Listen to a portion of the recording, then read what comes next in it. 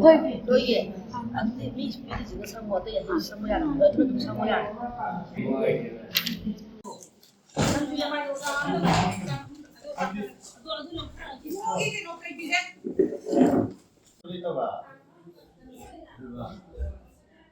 那哎呀，怎么看过？那别看人家。Masing tiyo trauma dito.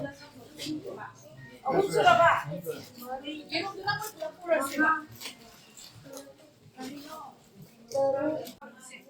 Sinamalan niyo kayo. Hindi kami na sila lang ano eh, sa lindo ko daw.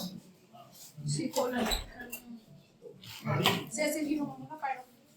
IDMing Dr. NC Bembem Devi. Aina PCOE Pediatric Center of Excellence Zenims da nutritionist oina leba. Akoigi si Children Day November 14 se asiga mari lena na Max tagi akoi Max ki makada le bani Zenims da test oraga ala akoigi PD na angangi center su oi bani na Children Day celebration se nutritional support su khra PC angangai de encouragement oina painting competition amasu World AIDS Day gi team da based oraga ama si haidana ngasi se event macama program macama tokre aduda chief guest oina akoigi PD sa samim amacha degi kemana guest of honor na si Professor Dr. Professor Lokeshwar Singh Medical Superintendent Jennings aduga President na akoigi Dr. Professor N. Kameswar Singh sina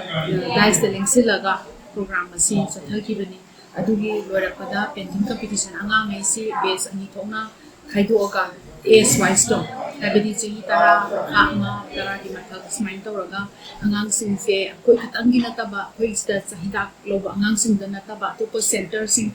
Zenims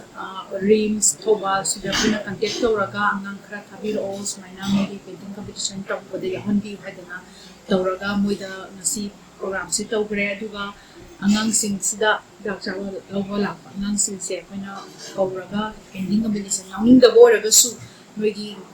children day ga mari lena na nutritional support khara pidori haidana PD na nasai henover tauba la yaugre program ra pada koina angang sing se hidak sa angang sing se masa se mahu se hanaba hana lainaba hidak tang na tabida adi especially angang haisidi growth matam ni adaidu da growth se moi chaba thakpa full parents abidi laitaba single orphan double orphan smaina leba adugumba na number su oi home da leba angang sing su anamba na yawi ada mogi growth se koina monitor topada mayang normal angang amaga yenaba matam da mo se adum wa na chapani koina niki piba ngamdrasu thakudingi piba ngamdrasu at least children day sidadi makoida kitang support pibiba ngamba se koi thanks to koi PD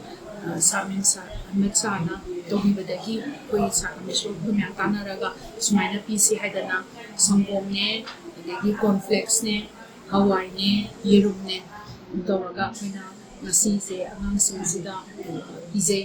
aduga koina ngasi kano tahugdaba many errands togo se 100 plus ka togo ni ado angang se around about 60-70 budi lae aduga koina ngasi idalobo lakpa nataga painting competition da yaudaba oragasu akoina adum pire aduga lemori base akoina ye mani idalobo lakpa da base koina errands togo sigi arem base kum thoksa bani kitang encouragement oina nasapana layu apaga sindak saw